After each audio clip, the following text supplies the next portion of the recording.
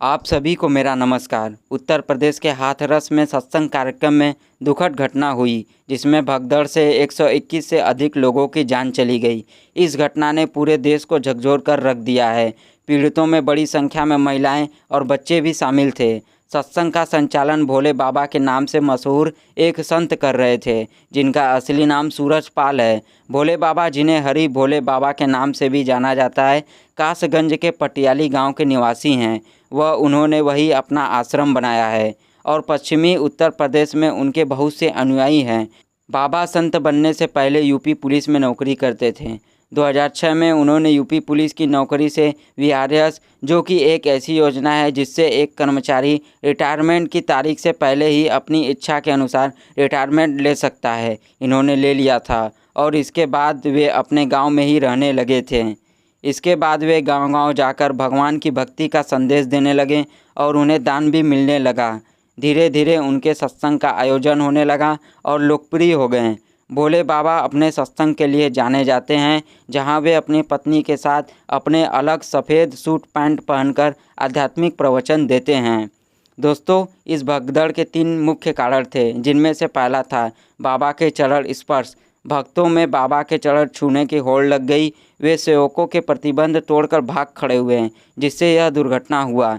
दूसरा, भगदड़ के दौरान लोग हाईवे के किनारे बने गड्ढों में गिरते रहे। बारिश के कारण वहां फिसलन थी, जिससे यह दुर्घटना हुआ। तीसरा, गर्मी और उमस। दोस्तों, आप तो जानते ही हैं कि इस बार कितनी गर्मी है। यही वजह रही कि सत्संग खत्म होते ही भीड़ गर्मी और उमस से बचने के लिए भागने लगी।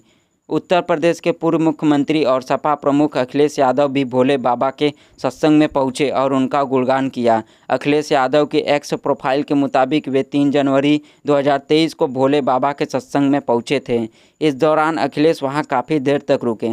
इसके अलावा अखिलेश यादव ने वहां संबोधन भी किया था। कार्यक्रम की फ़ोटो पोस्ट करते हुए अखिलेश यादव ने लिखा था, नारायण साकार हरि की संपूर्ण ब्रह्मांड में सदा सदा के लिए जय जयकार हो। दोस्तों, अगर आपने आश्रम देखा है तो आप जानते ही होंगे कि नेता इन बाबाओं के पास क्यों जाते हैं। मुद्दा सीधा साधा है कि वे वोट के लिए जाते हैं और आश्रम वेब सीरीज में इसे बखूबी दिखाया गया है।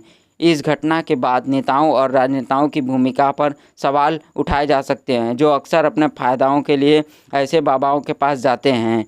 पीड़ितों को न्याय दिलाने और भविष्य में ऐसी त्रासदियों को रोकने के लिए भोले बाबा सहित घटना के लिए जिम्मेदार लोगों के खिलाफ सख्त कार्रवाई की ज़रूरत है। हादसे के बाद से बाबा अब फरार हैं और उनका पता भी नहीं चल रहा है। दोस्तों, इस पोस्ट में आप देख सकते हैं कि बाबा ने अपने लिए एक आरती करने की पद्धति भी बनाई है, वो भी फ़ोटो के साथ।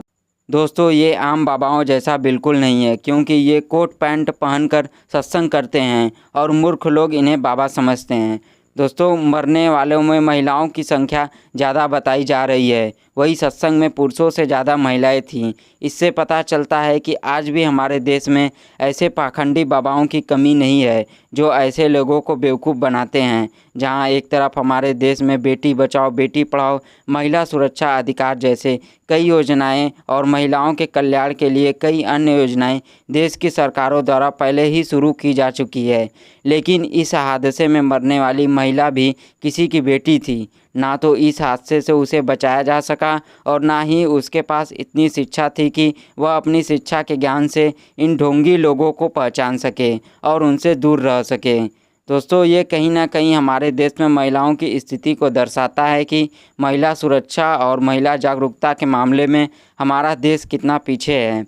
हमारे देश में महिलाओं को आगे बढ़ाने के लिए बहुत कुछ किया जाता है, लेकिन फिर भी बड़ी जगहों जैसे कि सांसदों की संख्या में महिलाओं की संख्या बहुत कम है।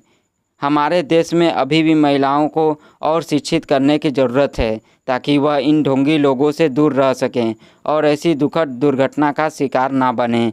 इन सभी के अलावा इस कार्यक्रम को कराने वालों की एक लिस्ट मिली है, जिसमें देखने से यह पता चलता है कि इसमें फौजी, अध्यापक, अध्यापिका, लेखपाल, प्रधानाचार्य, प्रधान अध्यापिका और लोग भी शामिल हैं।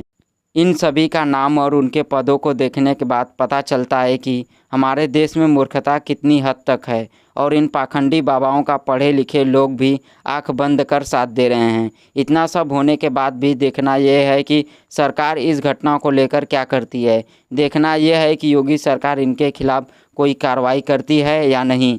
हालांकि घटना के बाद सरकार की तरफ से मुआवजे का ऐलान किया गया है और मदद का सिलसिला जारी है। वीडियो पसंद आया तो चैनल को सब्सक्राइब करके इसे दूसरों के साथ शेयर कर दें और लाइक करना ना भूलें। धन्यवाद।